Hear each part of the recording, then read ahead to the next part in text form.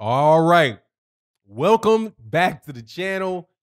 Gervonta Tank Davis calls out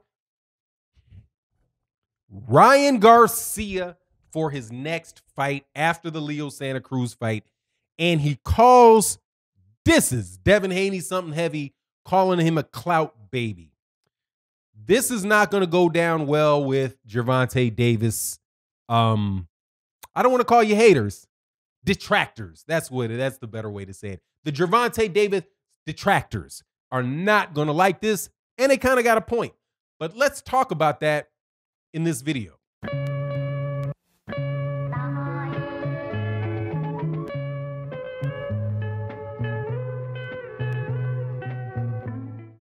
All right, welcome back to the channel. Welcome back to the channel. Gervonta Tank Davis, the 135-pound WBA regular title holder. Not going to call it a championship for the sake of this video. I got to learn and become more disciplined about calling these belts titles, because that's the most accurate term that they are. It's not a championship. A champion means you're the best. A title means you have that somebody gave you something to put behind your name. You got me? Not dissing Gervonta Davis, right? But Gervonta, better yet, let me use somebody other than that, Gervonta Davis. Let's use another WBA regular champion. If your Haneyjust Ugas beats whoever the guys he's fighting next for the WBA regular belt, it will say WBA regular welterweight champion, and you're going to capitalize all that. And your Haneyjust Ugas, right? But is he a champion? No, he's not a champion. The WBA gave him a title like Mr. or Professor or Doctor, something that designates an accomplishment, but it does not say that you are the best fighter in the world. So that's what Gervonta Davis is fighting for. But he's also fighting Leo Santa Cruz for a championship at 130. And I think that is the most important thing for Gervonta Davis, is that 130-pound championship, because he said that he really doesn't like being at 135 pounds when he said that he was having weight problems. Now, that's the fight that's coming up. Gervonta Davis, though, is now at the status in boxing where he is, in the United States, probably the fourth biggest financial name in boxing in the United States, which means that Gervonta Davis is probably in the top 6 or 7 of all the money makers in boxing. And by that, and let me tell you specifically I'm talking about that are ahead of him: Deontay Wilder. I said Canelo, but Canelo's not from the United States, but we'll throw Canelo Alvarez in there. Then you have Errol Spence Jr., you have Anthony Joshua, and then you got Gervonta Tank Davis, baby. You got Gervonta Tank Davis. And that's a funny situation to be in, because Gervonta Davis is a monster in my book and deserves every bit of credit for the 130-pound division and what he did to Jose Pedraza and the skill set that the guy has. But you know, the problem is, and it's reasonable for people to say, like, look, man, you got to fight better competition, right? They're not really feeling Jose Cuellar and Gamboa and I was gonna say Francisco Fonseca, those type of guys who are good, serviceable fighters, right? And other people went on to fight the same fighters for championships, right? Many of the guys had championships before, but they're not the big names or the exciting names that people want to see. And also, you know, their styles, like Leo Santa Cruz, are tailor-made for Gervonta Davis to run through. So people are saying, okay, after you fight Leo Santa Cruz, who are you going to fight next? When are we going to see a really tough, big fight between Gervonta Tank Davis and Fighter X, right? It could be Devin Haney. It could be Vasily Lomachenko, Teofimo Lopez. You know, at a point in time, there was Tevin Farmer. Man, remember them days when we were looking for a Tevin Farmer fight? All of those good things, right? But people ain't really feeling it. Now, what he's saying, many people aren't. I'm feeling it. I don't like the competition necessarily, but dude, I'm not going to deny that Gervonta Davis is a monster, and I have him in my top 10 pound for pound, right? Because I could go through a whole bunch of people's fights and do the same thing to them where it's not that impressive. Vasily Lomachenko, last couple fights. Come on, man. That's not that. He's not beating world beaters, man. Jorge Linares and was it Cochran? No, Cochran was who's the guy, the British guy? Oh, Corolla, Anthony Corolla in his retirement fight. Jose Pedraza, who had already been knocked out a weight class below, not the best in the world. So I'm not picking on Gervonta Davis any more than I'm picking on anybody else. However, when he says that he wants to fight Ryan Garcia next, then that tells you where his mindset is. And also, there was a tweet that came out that I was like, man, why would this guy tweet this? And it's a guy I like a lot. I'm not going to say his name on the Twitter because it's a little bit of a criticism.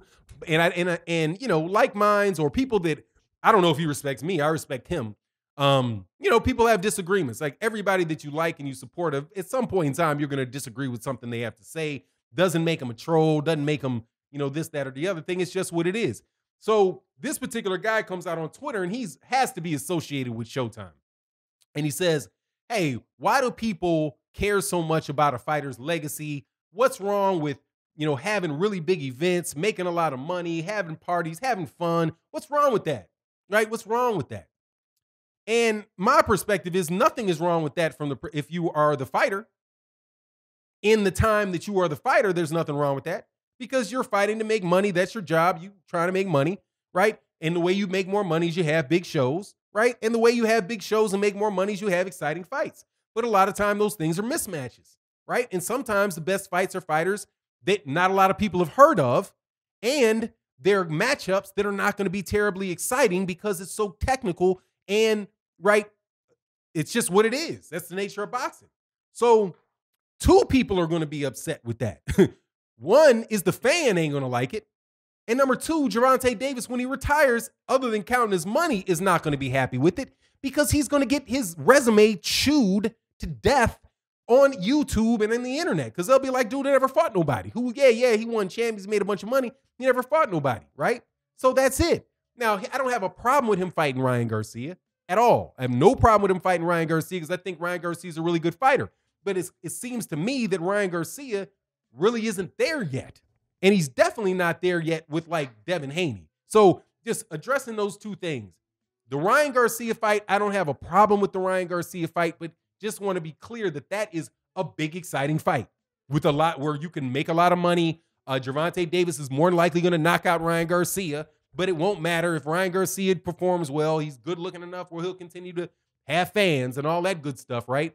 But it's not really going to advance.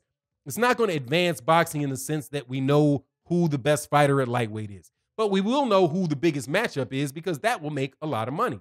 Now, as far as Devin Haney and what he said about Devin Haney and called Devin Haney a clout baby, no, man, I'm not really feeling that, man. I'm not really feeling that. You know what I'm saying? Because that Devin Haney is the champion at 135 pounds. And Gervonta Davis is fighting at 135 pounds. So why wouldn't that? What's wrong with Devin Haney saying he wants to fight Gervonta Davis and staying on Gervonta Davis's helmet about fighting him? I don't see any problem with that whatsoever, man. But, will the fight happen? I do not believe it will. And Gervonta Davis' attitude shows it. I don't think Gervonta Davis is going to fight him. And in fact, Floyd Mayweather Jr. said the same thing. He was like, hey, I don't have a problem training Gervonta Davis and Devin Haney because they're not going to fight. One guy's this weight class, the other guy's going to be in another weight class. But if you assume that the two guys are going to stay in the same weight class for a considerable amount of time, then, dude, Gervonta Davis would need to fight Devin Haney. But that's the problem with boxing because that is such a dangerous fight for Gervonta Davis. And it's a dangerous fight for Devin Haney, but Devin Haney doesn't have as much to lose if he lost to Gervonta Davis as Gervonta Davis would have if he lost to Devin Haney. So those calculations are coming into play. And I'm riding with Devin Haney. First of all, I ride with Devin Haney on this, man. Devin Haney is a world-class fighter. He's a champion. He ain't clout chasing anybody.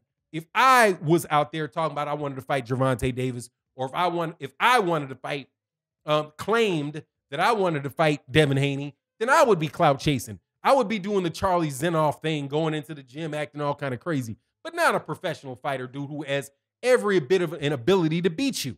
Right now, I'm not saying I'm gonna pick. Right now, I might take Tank over Devin Haney. Right? Might. I have to look at Devin Haney's next fight, Gervonta Davis's next fight. However, I'm going to tell you for sure that's not a mismatch. And since that's not a mismatch, that's not clout chasing. That is Devin Haney wanting to fight Gervonta Davis, and he should be able to do so in a world where everything was the way it was supposed to be. But we're not in that world because of promoters in the media. And I'm saying promoters in the media because the media work for the promoters and the promoters work for themselves and not for the best interest of the fighters or the fight fans. That's my take on the matter. You let me know what you think in the comment section. Make sure you like, comment, and subscribe. Thank you to everybody that supports on the Patreon. Thank you to everybody that supports in the channel memberships and in the Fanon Live that we do Monday through Friday at 11:30 a.m. and 8 a.m. on Sunday morning. We're a Fanon Live. We do the post fights. And we will be getting back to OG Boxing Talk once we get a new panel. But check me out there. And with that, I'm out. Peace.